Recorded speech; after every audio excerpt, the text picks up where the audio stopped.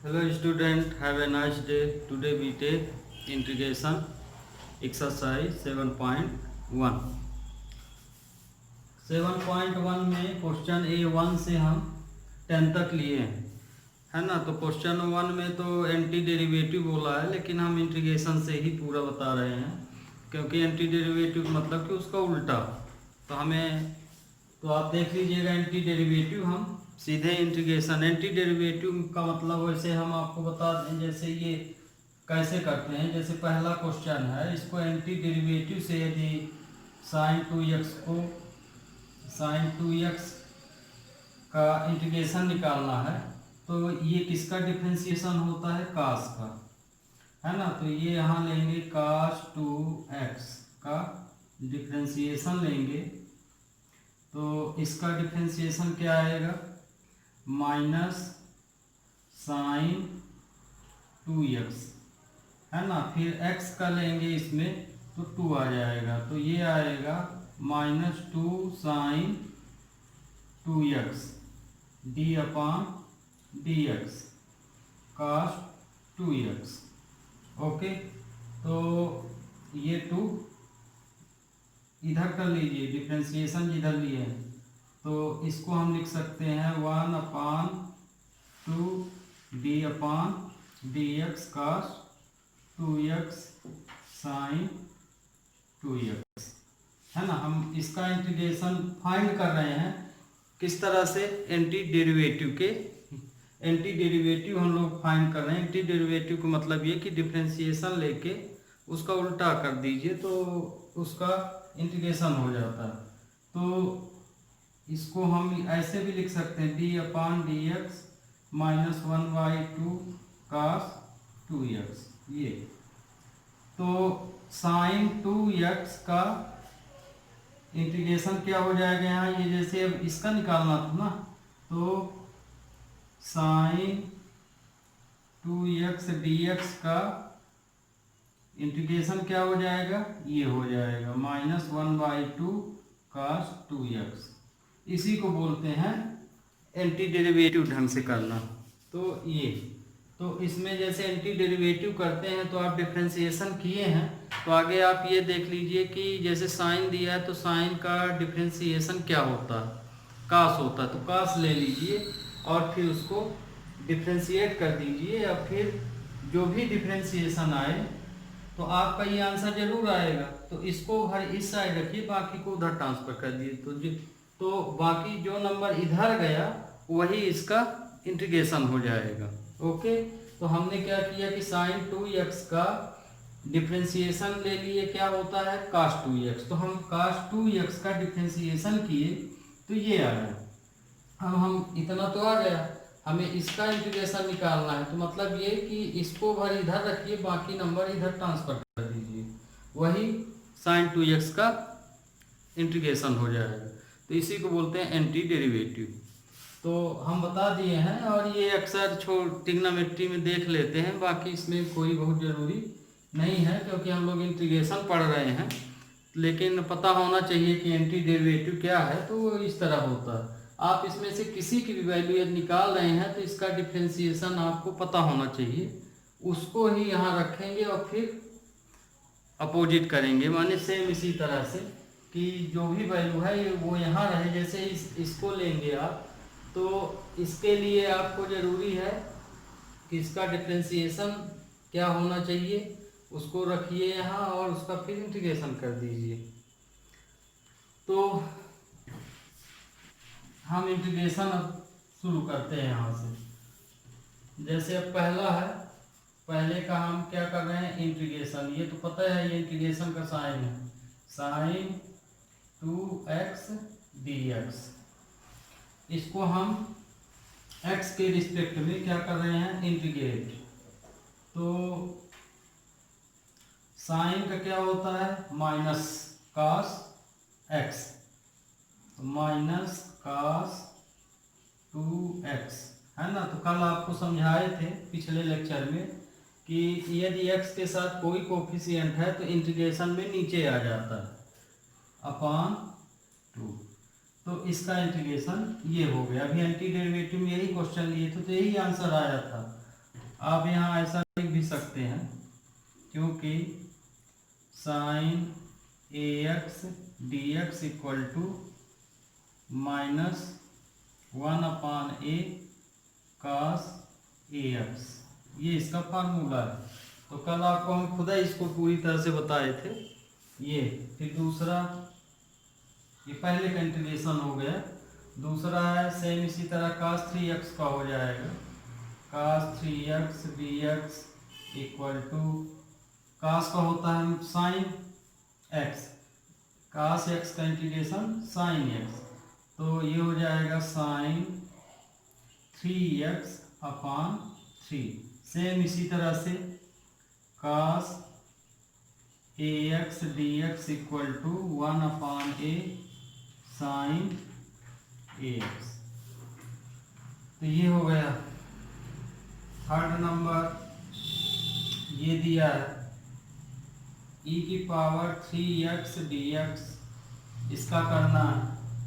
तो e⁻x का e⁻x ही होगा, लेकिन x के साथ जो कोफिशिएंट होता है वो हमेशा कहाँ आ जाता है, डिनोमिनेटर में। ये हो गया। तो एक बार हम यदि कोफिशिएंट आ रहा तो उसके फार्मूलों को आपको रिवाइज करा रहे, इसलिए यहाँ हम किनारे आपको बताते चल रहे हैं। तो जैसे e⁻ax है dx, तो इसका 1/a e⁻ax, तो आप देख रहे होंगे कि x का ही कोफिशिएंट नीचे चला जाता है। ये हो गया इसका डिफरेंशिएशन। हाँ, यहाँ जैसे इंटीग्रेशन कर चुके तो आप यहाँ +c लिख सकते हैं, और नहीं भी लिखेंगे तो चलेगा, पर आपको बता दिए कि ये c ऑलरेडी प्रेजेंट माना जाएगा। फिर इसी तरह से 4 नंबर में क्या है, ax + b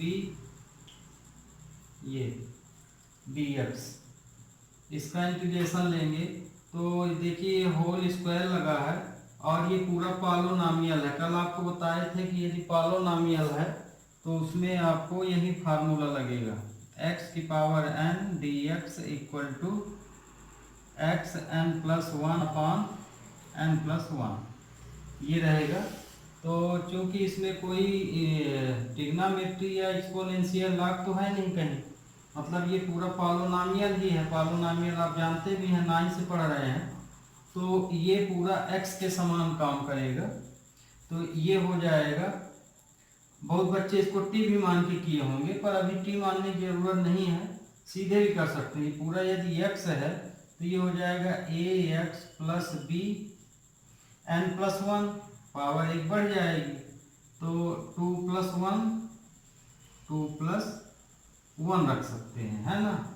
और आपको अभी हमने क्या बताया, हमेशा x का कोफिशिएंट नीचे चला जाएगा।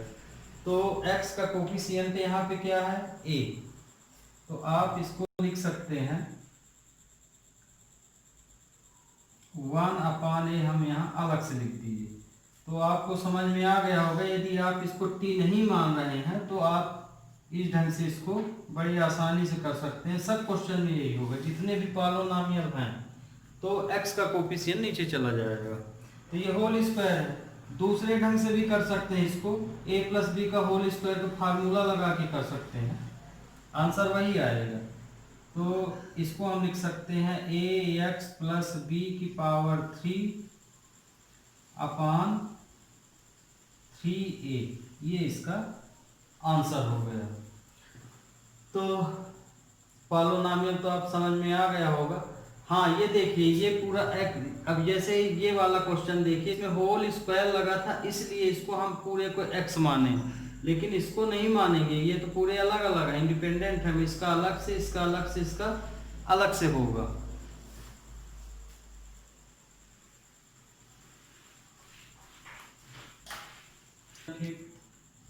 फिर चलिए, तो sin 2x - 4 e⁻3x dx ये है। अब इसका इंटीग्रेशन करेंगे तो इसका इंटीग्रेशन देखिए, दोनों प्लस माइनस से अलग अलग हैं तो अलग अलग इनका इंटीग्रेशन हो जाएगा। तो इसको हम लिख सकते हैं sign 2x dx minus 4e3x dx, ये लिख सकते हैं। साइन का माइनस कास 2x होता है, माइनस कास x होता है, तो कास 2x अपान 2 ये हो जाएगा, है ना। साइन ax का क्या होगा, minus cos 2x upon minus cos ax upon a होगा। और ये 4, इसी तरह इसका क्या हो जाएगा, e की पावर x का e पावर x ही होता है, x का कोफिशिएंट 3 डिवाइड में चला जाएगा, तो ये हो जाएगा 1/2 cos 2x minus 4/3 e power 3x। तो इसका आंसर ये हो गया। फिर ये वाला 6 नंबर 6 है 4e3x प्लस 1 dx। तो ये देखिए ये भी अलग है प्लस से, तो मतलब कि इसको ये आपस में इंडिपेंडेंट है, अलग अलग इनको कर सकते हैं। तो इसको हम लिख सकते हैं 4e3x dx प्लस 1 dx, है ना। कांस्टेंट का मतलब तो आप समझ गए, चाहे इसको बाहर रखिए या अंदर रखिए, बस आपको नॉलेज रहे कि कांस्टेंट नंबर इसके साथ मल्टीप्लाई हो जाएगा जो भी इंटीग्रेशन आएगा। तो इसका हो जाएगा 4e का e ही होगा, पर चूंकि x में कोफिशिएंट 3 है तो वो डिवाइड में चला जाएगा, ये प्लस 1 dx का क्या हो जाएगा, x हो जाएगा। ध्यान रखिएगा, यदि सिर्फ कांस्टेंट नंबर है और कुछ उसके साथ नहीं लगा है तो उसका डिफरेंशिएशन हमेशा इंटीग्रेशन हमेशा x होता है, क्योंकि 1 dx क्या हो जाएगा, x। इसी तरह से मान लीजिए 2 का दिया है, 2 dx है तो 2x हो जाएगा, 3 dx है तो 3x हो जाएगा। ये ध्यान रखिएगा, इनका इंटीग्रेशन इस तरह से ही चलता है।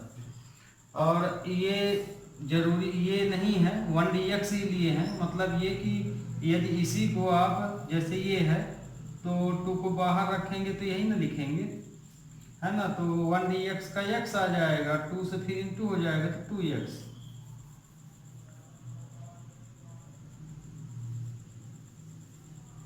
इसका आंसर ये है। ये तो आंसर आ गया। फिर अब लिखने का तरीका आपका चाहे एलसीएम फॉर्म में लिख दे, एलसीएम फॉर्म में भी इसको लिख सकते हैं 4e3x प्लस 3x अपान, आंसर ऐसे भी लिख सकते हैं या अलग अलग भी लिख सकते हैं। तो ये हो गया क्वेश्चन 6।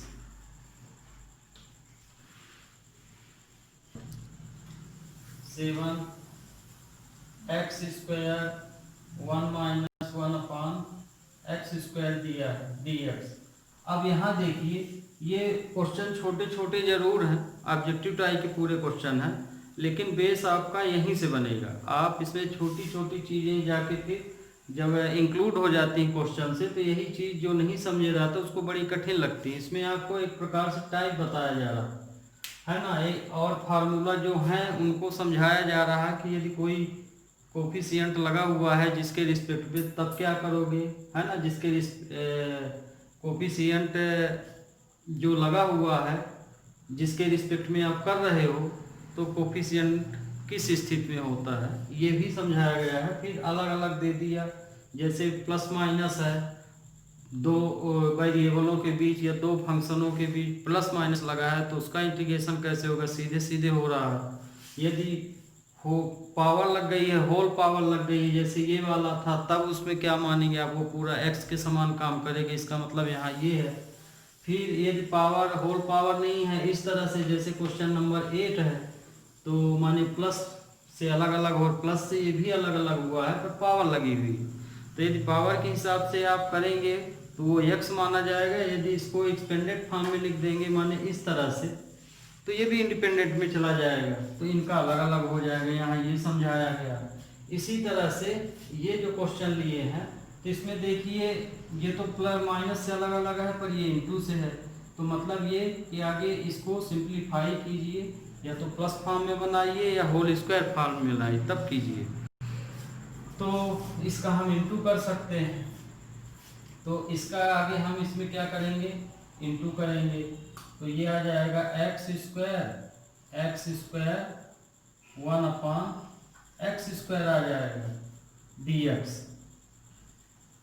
ये तो इससे ये कैंसिल हो जाएगा, तो क्या आ जाएगा x² -1 dx। अब ये देखिए इंडिपेंडेंट में चला गया, माने दोनों अलग अलग हो गए, तो इसका x² dx 1 dx हो जाएगा। चाहे अब आपसे अच्छे से बनता है तो ये न लिखने की जरूरत नहीं है, डायरेक्ट इसका इंटीग्रेशन लिख सकते हैं। तो इसका इंटीग्रेशन हो जाएगा x3/3, ये हो जाएगा, क्योंकि x की पावर n कौन सा फार्मूला यूज हुआ है, x की पावर n के लिए x की पावर n+1/n+1 यूज हुआ है यहाँ पे। तो ये ऐसे हो गया, डिटेल किए दे रहे हैं, जैसे 2+1/2+1 हो जाएगा, ये वाली आइडेंटिटी लगाएंगे तो, और इसको 1 dx का x हो जाएगा। तो इसमें देखिए कौन सी आइडेंटिटी काम की, ये वाली आइडेंटिटी काम की, तो ये हो गया x की पावर 3/3 - x, ये इसका आंसर हो गया।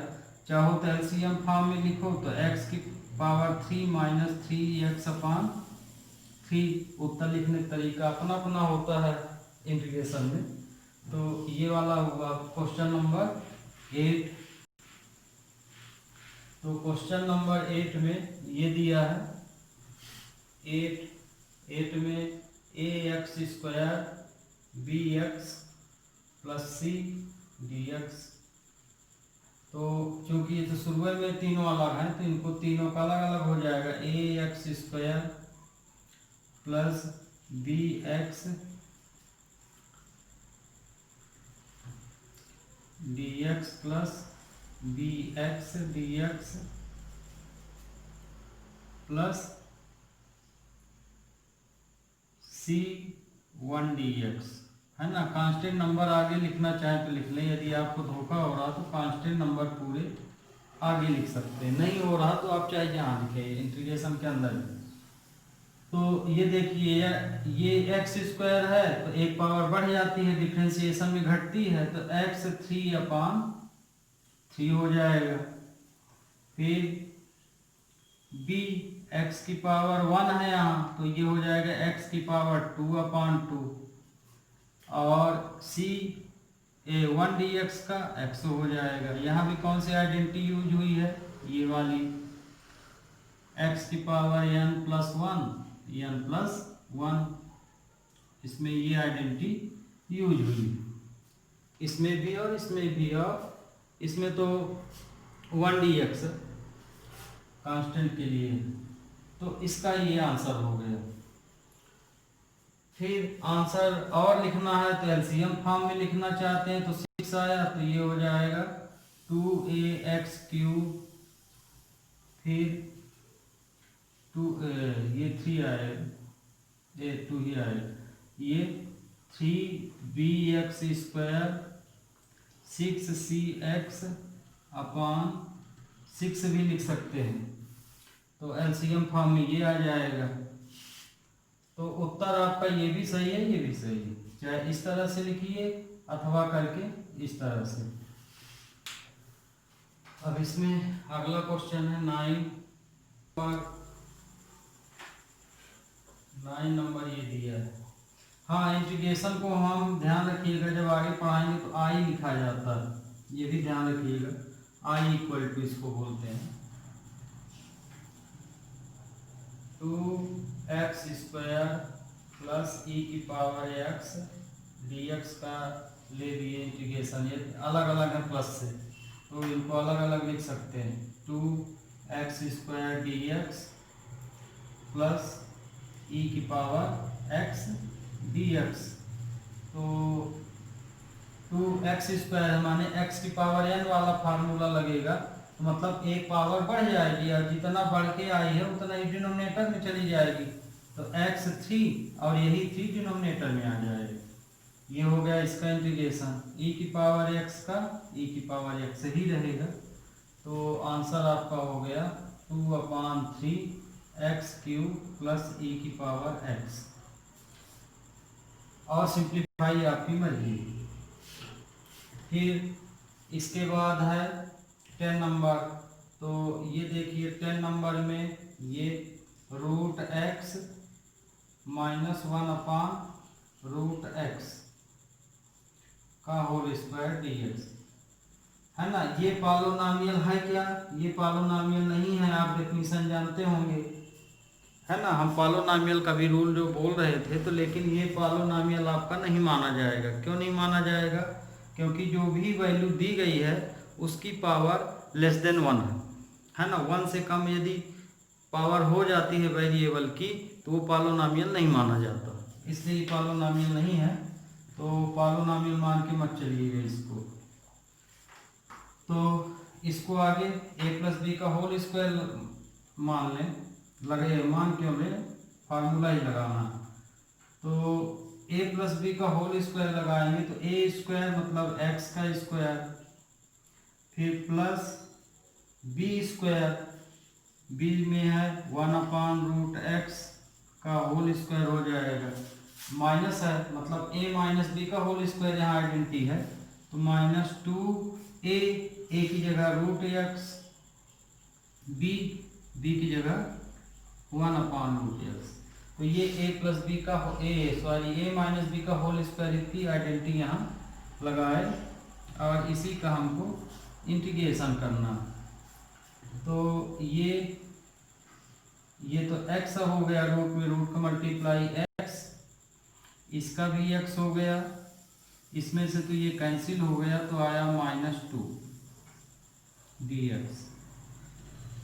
आपको बताए थे कि इंटीग्रेशन में यदि जिसके रिस्पेक्ट में आप इंटीग्रेशन ले रहे हैं तो डिनोमिनेटर में वेरिएबल नहीं होगा, हमेशा ऊपर ले जाएंगे तब उसका इंटीग्रेशन करेंगे। लेकिन यहाँ इसको नहीं करेंगे है ना। इसको क्यों नहीं करेंगे, इसका भी कारण अभी आपको बताएंगे। तो इसमें देखिए इसका इंटीग्रेशन लेंगे तो x dx हो जाएगा प्लस 1/x dx, फिर -2 1 dx। तो इसमें x का क्या हो जाएगा, x² 2 हो जाएगा है ना। एक पावर बढ़ जाएगी, अभी 1 है तो 2 जितना है तो उतना नीचे आ जाएगा। 1/x का क्या होता है, log x होता है, और इसका हो जाएगा 2x। अब ये देखिए इसको अभी हम बताए कि हैं कि यदि डिनोमिनेटर में x है तो आगे इसको ऊपर ले जाइए, फिर उसमें x की पावर n वाला फार्मूला लगाइए। तो आप यहाँ बोल सकते हैं कि यहाँ क्यों नहीं किए, log क्यों लिखे हैं। तो ये देखिए यदि हम इस वैल्यू को ऐसे लिख लेते हैं और इसका इंटीग्रेशन करते हैं ये, तो फार्मूला क्या लगेगा, x की पावर n है ना। फार्मूला तो यही लगेगा इस वाले में, इसमें तो फार्मूले के अनुसार n+1/n+1 होगा। तो अब इसको इसमें रख दीजिए। तो इसको जब इसमें रखेंगे तो x n की जगह -1 रखना पड़ेगा, ये -1+1।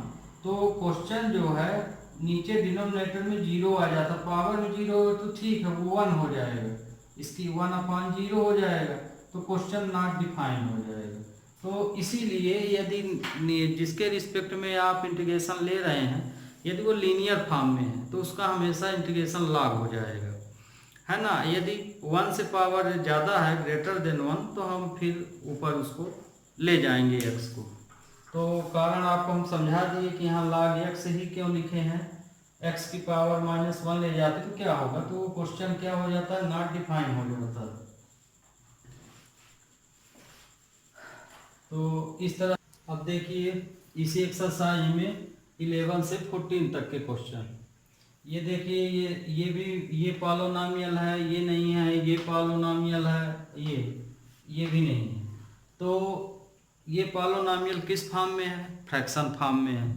तो चूंकि पॉलिनोमियल फ्रैक्शन फॉर्म में है तो इंटीग्रेशन बहुत ज़रूरी है कि उसको आप न्यूमरेटर फॉर्म में ले आइए, माने पूरी वैल्यू 1 बनाइए, उसमें फ्रैक्शन में ना हो। यदि उसको x मान के चल रहे हैं तो क्यों? क्योंकि हम लोग आइडेंटिटी क्या पढ़ते हैं, x की पावर n, और n कहाँ, ये वैल्यू का क्या मानी जाएगी, सिर्फ न्यूमरेटर की वैल्यू मानी जाएगी, डिनोमिनेटर 1 मानेंगे। तो जो भी x फॉर्म के क्वेश्चन हैं इस तरह से, तो यदि उसको x की पावर n के फॉर्म में आप लेते हैं तो ध्यान रखिए आगे आपको ये वैल्यू किसी न किसी तरह से डिनोमिनेटर की वैल्यू आपको हटाना पड़ेगा। और हटाने का तरीका आप अपने ढंग से जो भी पढ़ें लगा सकते हैं। और इसको देखिए, हम लोग जो करते हैं जनरली क्या, जैसे ये इन सब के का ये एलसीएम माना जाता है, तो यदि इनके साथ इसको अलग अलग लिख देंगे सबके साथ तो भी ये नहीं हटेगा। तो मतलब कि कुछ अलग उपाय है इसका। तो अलग उपाय फिर इसका एक ही बचता है, फैक्टराइज। तो यदि इस तरह का कोई क्वेश्चन दिया तो समझ जाइए कि या तो उसमें कोई फैक्टराइज होगा या कोई नंबर प्लस माइनस करना पड़ेगा, वो हट जाएगा। ये देखिए, तो इसमें आपको इतने तरह के क्वेश्चन बुक में दे दिए गए, है ना। तो इससे मतलब ये कि तुम्हारा जो क्वेश्चन इस तरह से भले हो, उसको आप क्या करेंगे, इस फॉर्म के लिए तैयार करेंगे, उसके बाद ही इंटीग्रेशन करेंगे। तो और रेफरेंस बुक में क्या होता है कि जैसे आप ये क्वेश्चन पढ़े तो यही 50 तो दे दिया, फिर यही दे दिया, तो क्या होता है कि प्रैक्टिस के लिए देता है वो, तो उबाऊ भी हो जाता है। तो आपके टेक्स्ट बुक में हर एक क्वेश्चन बिल्कुल क्वालिटीदार दिया है और सभी क्वेश्चन अलग अलग दिए हैं। तो यदि आप इन क्वेश्चनों को बन गया तो रेफरेंस बुक के ऑलरेडी इस तरह क्वेश्चन बन जाते हैं। तो देखिए आप question number 11। Question 11, x cube plus 5x square minus 4 upon x square dx। अब ये तो सिंगल वेरिएबल में है तो अलग अलग लिखेंगे तो ये सिंप्लीफाई हो जाएगा। इसमें नहीं होगा इसलिए इसको इनके साथ हम अलग अलग इसको नहीं लिखेंगे, है ना, लेकिन इसमें लिख सकते हैं। तो इन दोनों में आपको डिफरेंस समझ में आ रहा होगा, क्योंकि इसको यदि हम इस नंबर को इनके साथ अलग अलग लिख देते हैं तो ये कैंसिल हो जाता है। लेकिन यही चीज यहाँ भी देखिए, x-1 लगा है, फैक्टर फॉर्म लगा है, तो यदि हम इन सब के साथ इसको अलग अलग लिखते हैं तो भी ये वैल्यू कैंसिल नहीं होती। इसलिए हमें अब ये तलाश करना पड़ेगा इसमें कि ऊपर वाले न्यूमरेटर का फैक्टराइज होता है कि नहीं। तो इसको हम लिख सकते हैं x cube upon x square plus 5x square upon x square minus 4 1 upon x square dx, ये लिख सकते हैं। अब ये कट गया तो x बचा, ये 5 बचा और ये -4। देखिए पावर 1 तो है नहीं, 1 से ज़्यादा है इसलिए इसको ऊपर ले जाना पड़ेगा, -2 dx। तो ये हो गया आपका सिंप्लीफाई। अब ये देखिए ये पूरी वैल्यू न्यूमरेटर में आ चुकी है और पूरी ही वैल्यू x का काम करेगी। ये भी x है, ये भी x 1 dx का काम करेगी, ये x का काम करेगी। तो यहाँ पे x की पावर n का फार्मूला लगेगा n+1, इसका इंटीग्रेशन। तो इसका अलग अलग यदि लिखेंगे तो x dx 5 1 dx -4 x की पावर -2 dx। इसमें ये वाली वैल्यू लगा दीजिए। कौन सा आइडेंटिटी लगेगी, ये वाली, इसमें भी लगेगी और इसमें भी लगेगी। 1 dx का तो x हो जाएगा,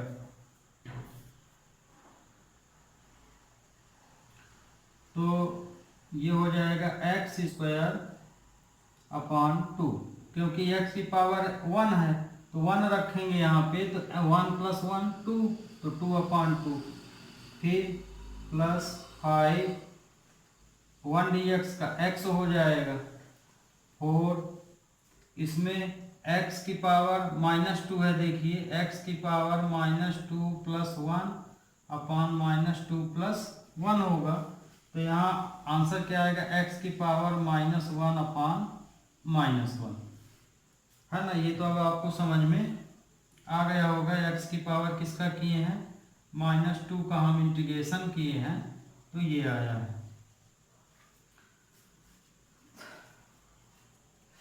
तो ये आया x² 5x minus minus plus 4/x, 1 को नीचे कर दीजिए x पावर -1 को, तो अब ये आपका आंसर हो गया। Okay student, B tech 12 number question. 12 number में x³ 3x + 4/√x दिया है dx। अब ये भी सिंगल वेरिएबल में है, तो ये भी इनके साथ अलग अलग लिख के हम सॉल्व कर सकते हैं। तो x³ इसको हम एक्सपोनेंट फॉर्म में लिखेंगे, तो क्या लिखेंगे, 1/2 dx। हम सीधे अच्छा नहीं कर रहे हैं, ठीक है, नेक्स्ट स्टेप में इसको इस ढंग से लिख लेंगे, 3x/x की पावर 1/2 हो गया, फिर 4 1/x की पावर 1/2 dx। इस वैल्यू को इन सब के साथ अलग अलग लिखिए। अब ये देखिए, डिवाइड में पावर ये बेस सेम है तो पावर माइनस हो जाती है, तो x की पावर आप क्या लिख सकते हैं, 3 - 1/2 लिख सकते हैं। इसको x की पावर 1, क्योंकि इसकी पावर क्या है 1, -1/2 लिख सकते हैं।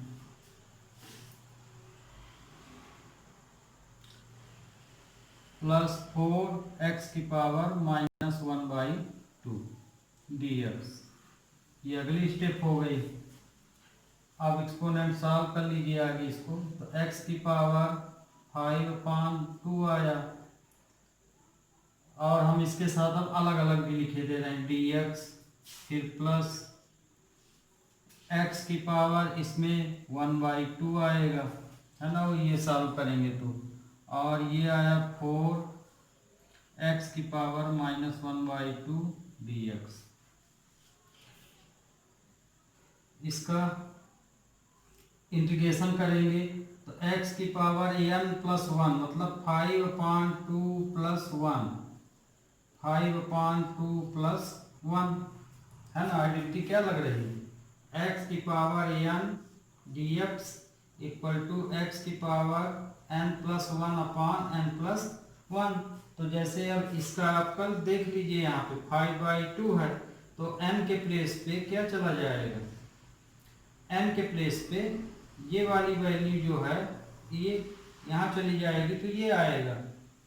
ओके,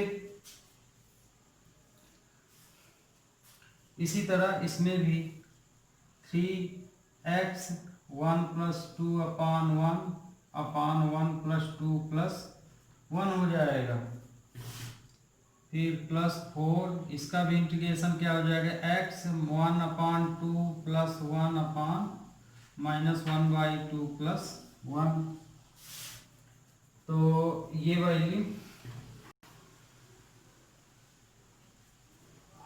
वैल्यू हम इधर लिखे दे रहे हैं। जब आंसर तो आ गया है, इसको सिंप्लीफाई करना है, तो ये आ जाएगा x की पावर, ये सिंप्लीफाई किए तो 7/2 प्लस 3, इसमें क्या आ जाएगा, x की पावर 3/2 आ जाएगा, फिर इस वाले में प्लस 4, x की पावर 1/2 अपान 1/2 आ जाएगा। तो अब ये 2 ऊपर हो जाएगा तो 2x की पावर 7/2 अपान 7,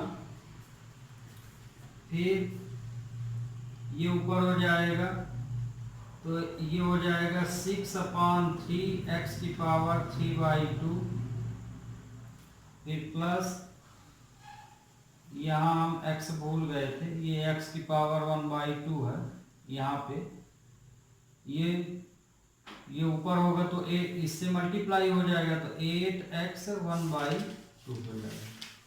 तो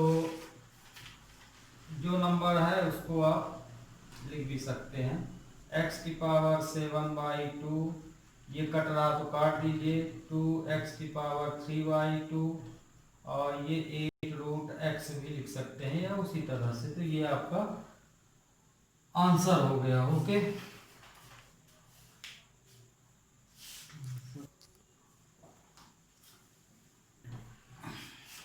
we take 13 नंबर। 13 नंबर में क्या है, ये 13 दिया है,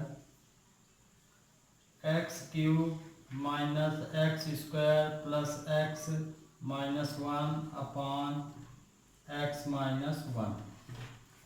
इन नंबरों के साथ इसको हम अलग अलग नहीं लिख सकते। क्यों? ये देखिए, क्या अब हम इसको सिंप्लीफाई कर सकते हैं? नहीं कर सकते हैं, है ना। और यदि किसी तरह कर भी लिए तो दिक्कत में फंस जाएंगे, समय हद से ज़्यादा बर्बाद होगा। तो चूंकि ये दोनों, जैसे इसमें सिंप्लीफाई हो गया था, इसमें नहीं हुआ क्योंकि ये फैक्टर फॉर्म में है ना। दूसरा भी तरीका आप समझ सकते हैं, नीचे की वैल्यू किस फॉर्म में, फैक्टर फॉर्म में। तो फैक्टर फॉर्म में तो निश्चित ऊपर वाले का फैक्टर आपको निकालना पड़ेगा, तभी ये कैंसिल होगा। इनमें वैल्यू फॉर्म है ना, पॉलिनोमियल एक प्रकार से वैल्यू है ये, तो ये फैक्टर तो है नहीं, तो इसलिए इसको हम डायरेक्ट भी लिख सकते हैं, काट सकते हैं। तो चूंकि ये फैक्टर फॉर्म है तो न्यूमरेटर का फैक्टर निकालिए इसका मतलब, और फिर उसको कैंसिल कीजिए। तो ये देखिए, इसमें पेयर तो ऑलरेडी बना हुआ है, x² कॉमन ले लीजिए तो x माइनस 1, फिर 1 x माइनस 1 आ जाएगा, x माइनस 1 ये आ गया। x माइनस 1 कॉमन ले लिए तो x² प्लस 1 बचा, x माइनस 1 ये। अब देखिए ये कट गया, आपका कैंसिल हो गया, तो ये इससे कैंसिल हो गया। अब इसका इंटीग्रेशन कर दीजिए, तो इसका integration x² dx plus 1 dx ये आया, तो x³ अपान 3 इसका हो जाएगा, 1 dx का x हो जाएगा। और सिंप्लीफाई करना है तो x³ प्लस 3x अपान 3 भी लिख सकते हैं, प्लस c लगाना हो तो c भी लगा सकते हैं। Okay, BTech 14 number. तो 14 नंबर ये है। अब देखिए हम i से ले रहे हैं, i अभी तक नहीं लिखते थे, इंटीग्रेशन को हम i द्वारा रिप्रेजेंट करते हैं और उसका सिंबल ये होता है।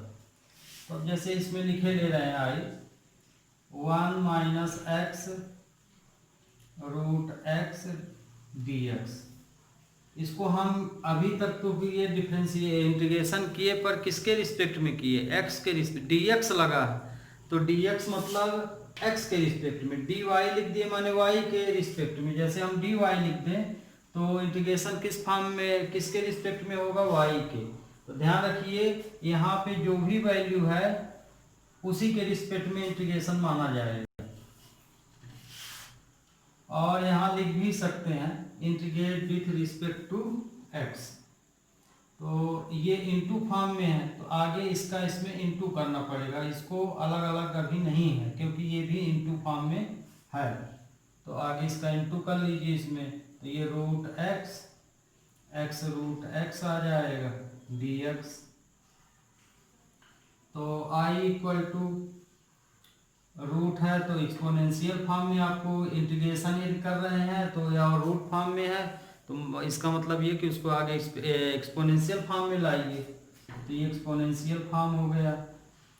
x की पावर ये तो 1 मानी जाएगी, ये x की पावर 1/2 मानी जाएगी dx।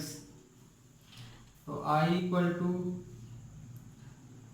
x 1/2, इसको पावर प्लस हो जाएगी इन दोनों की, तो क्या हो जाएगा आंसर 3/2 हो जाएगा dx। तो ये क्वेश्चन सिंप्लीफाई हो गया। अब इसका इंटीग्रेशन कर लीजिए, integrate with respect to x, integrate ये लिख सकते हैं, वहां डिफरेंशिएट लिखते थे, यहाँ इंटीग्रेट लिख सकते हैं। तो इंटीग्रेट अब हम कहाँ कर रहे हैं, इस पॉइंट के बाद कर रहे हैं। अभी तो ये क्वेश्चन सिंप्लीफाई किए हैं, है ना। जब क्वेश्चन सिंप्लीफाई हो जाए तब फिर से इंटीग्रेट करते हैं। तो आप देख रहे होंगे कि जितने भी क्वेश्चन हैं उनको हम सिंप्लीफाई करके फार्मूले के अकॉर्डिंग क्वेश्चन को लाते हैं। यही चीज इंटीग्रेशन और डिफरेंशिएशन में मेन बात होती। मेन बात का मतलब ये कि यही चीज में हम लोग को कठिन लगती है। डिफरेंशिएशन सीधे सीधे हम लोग कर देते हैं, और इसमें हम क्वेश्चन को क्या करते हैं, जो भी आइडेंटिटी दी है उस आइडेंटिटी के अकॉर्डिंग आगे क्वेश्चन लाते हैं, फिर इंटीग्रेट करते हैं। और यही चीज इंटीग्रेशन को डिफिकल्ट बना देती है ना। तो अब देखिए इसको, अब इसका इंटीग्रेशन कर देंगे। तो ये देखिए ये क्वेश्चन इस फॉर्म में दिया था, इसको सिंप्लीफाई करते करते हम किस आइडेंटिटी में ले आए, x की पावर n आइडेंटिटी में ले आए। तो I इक्वल टू x की पावर 1/2 + 1, 1/2 + 1 माइनस x की पावर 3/2 + 1, 3/2 + 1। ये तो हम आपको समझाने के लिए लिख रहे हैं डिटेल में। यदि आपसे डायरेक्ट बनता है x की पावर 3/2/3/2 तो आप डायरेक्ट लिख सकते हैं, ओके, प्लस c। तो I इक्वल टू हो गया x की पावर 3/2 माइनस x की पावर 5/2/5/2। ये अब इसको सही ढंग से लिख दिए, ये नंबर पलट जाएगा 2/3 x की पावर 3/2 और ये 2/5 x की पावर 5/2। तो ये 14 नंबर हो गया स्टूडेंट। अब बी टेक नेक्स्ट क्वेश्चन 15। अब देखिए स्टूडेंट 15 से 20 तक। तो 15 नंबर क्वेश्चन तो अभी आपको 14 में बताए हैं, सेम उसी तरह आप इसको कर लेंगे, है ना, इसका इसमें इंटू करके। 16 नंबर क्वेश्चन ऑलरेडी आपको कल फर्स्ट लेक्चर में यही वाला क्वेश्चन बताया गया, ये वाला भी बताया गया है और ये वाला भी बताया गया है ना। फिर भी यदि आपको कल नहीं समझ में आया तो इसी के अकॉर्डिंग आप 17 को देख लीजिए। हम 17 बता रहे हैं, सॉल्यूशन 17। तो ये वाला question correct exact question number 14 के समान है। उसमें 2 एलिमेंट थे, इसमें 3 है, अंतर ये। और ये कल हम बताए थे फर्स्ट लेक्चर में अपने। यदि आपको ये नहीं समझ में आया तो आप 17 को समझ लीजिए, क्योंकि ये भी क्वेश्चन इसी के सेम ही है। बस अंतर है कि रूट है x है, वहाँ की पावर x था। तो I equal to 2x² - 3 sin x + 5 root x है। तो देखिए हम रूट को x की पावर 1/2 फॉर्म में लिख लिए, है ना, क्योंकि उसको एक्सपोनेंशियल में इसको लिखना है। तो ये तो ऑलरेडी सिंप्लीफाई फॉर्म में है, अलग अलग करके इसका इंटीग्रेशन कर दीजिए। तो इसको आप लिख सकते हैं 2x² dx, फिर 3 sin x dx, 5 x की पावर 1/2 dx, है ना। अब बहुत बच्चों के दिमाग में ये होगा कि क्या हमको हर बार इसको अलग अलग लिखना पड़ेगा, यदि एक साथ कर दिया जाए तो आप यहाँ पे बिल्कुल, यदि आपसे ये बहुत अच्छी तरह से बनता है तो ये तो हम आपको मात्र समझाने के लिए ये स्टेप अलग अलग करके बता रहे हैं, और एक दो लेक्चर के बाद हम भी डायरेक्ट ही इसमें बहुत सारे कार्य करेंगे इंटीग्रेशन में।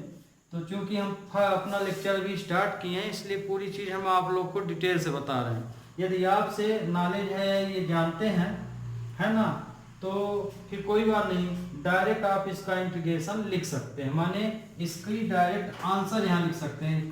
फॉर एग्जाम्पल जैसे इसका आंसर क्या आएगा, इसका आंसर आपको x³ आ जाएगा।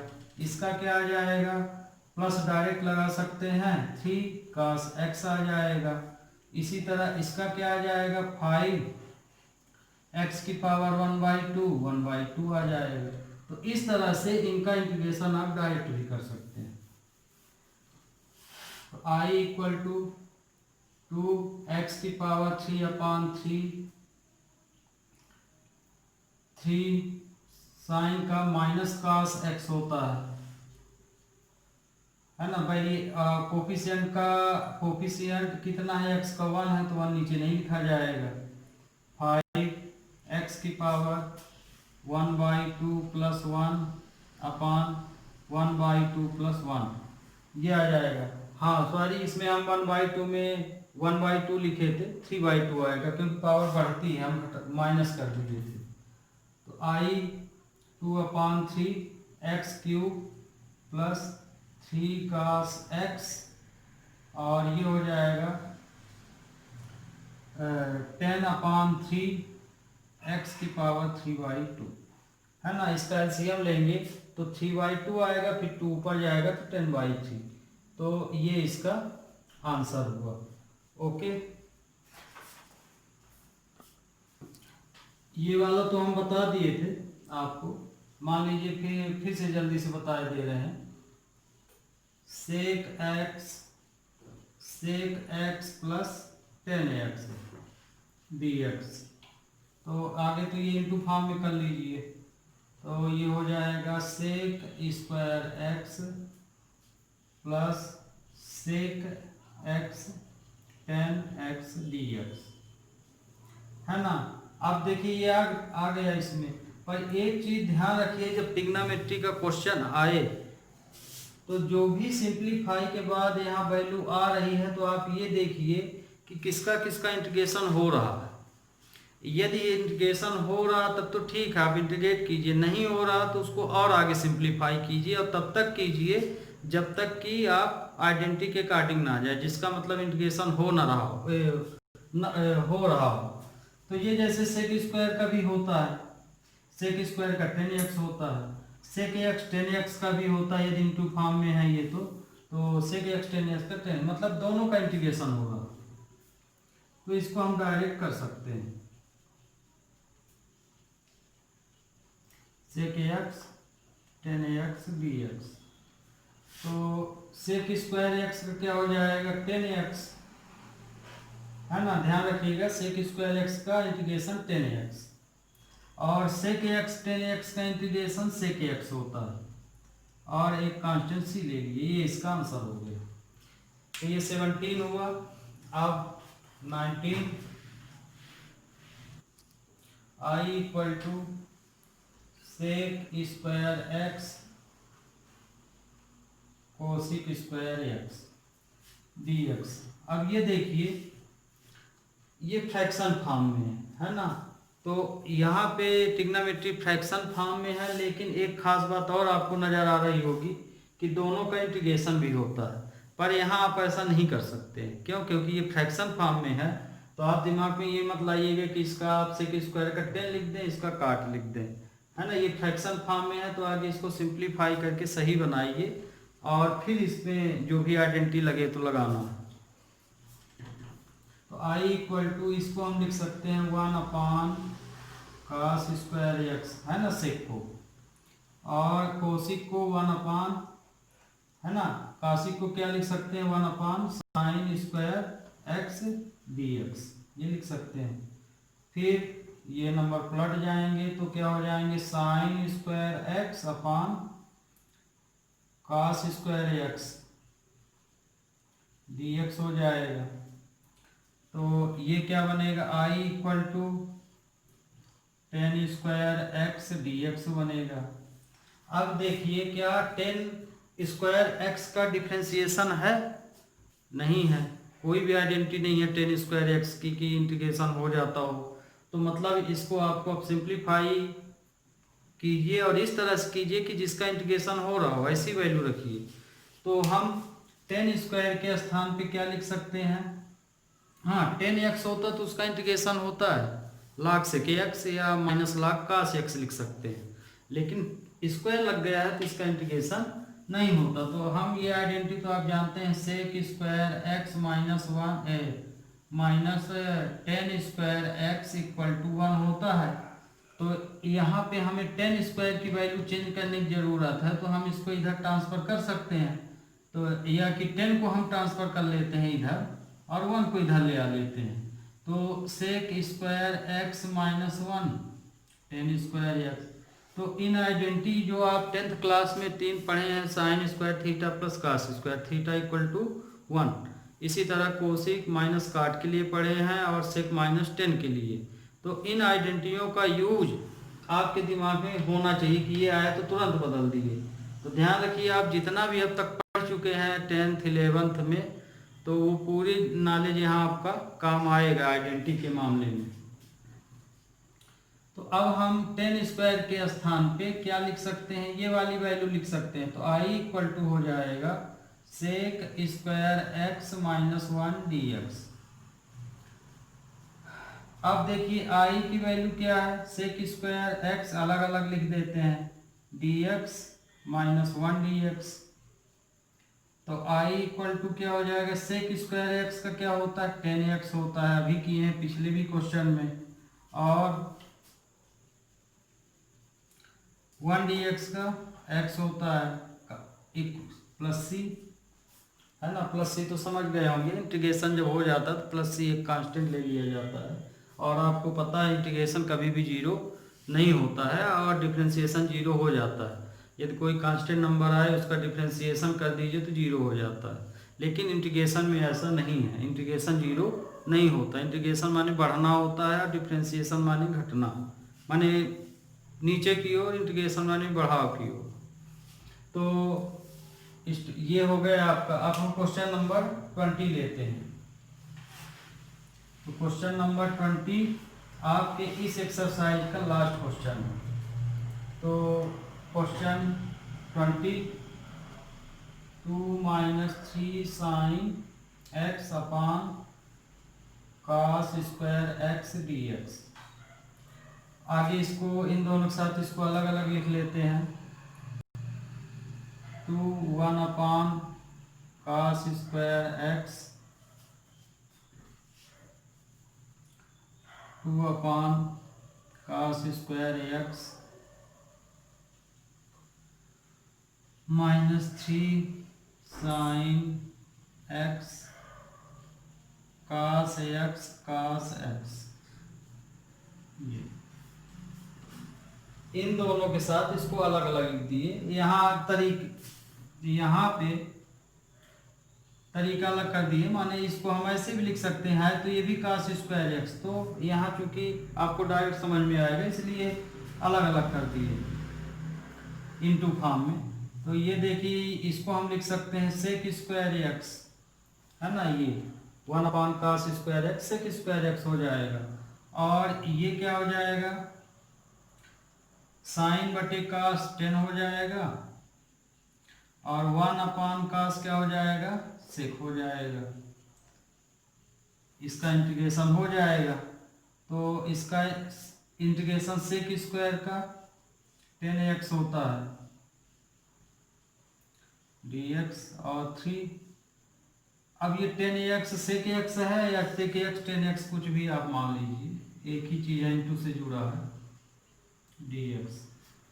तो सेक स्क्वायर x का हो जाएगा 10x और सेक x 10x का सेक x होता है प्लस c। ये इसका आंसर। तो आज के लिए स्टूडेंट बस इतना ही। आपकी ये एक्सरसाइज 7.1 के हम पूरे ही क्वेश्चन बता दी, कोई भी क्वेश्चन नहीं छूटा है ना। एक क्वेश्चन जो भी बचा था तो आप अकॉर्डिंग टू 14 नंबर के कर लीजिएगा। तो बस आज के लिए स्टूडेंट इतने ही। Have a nice day.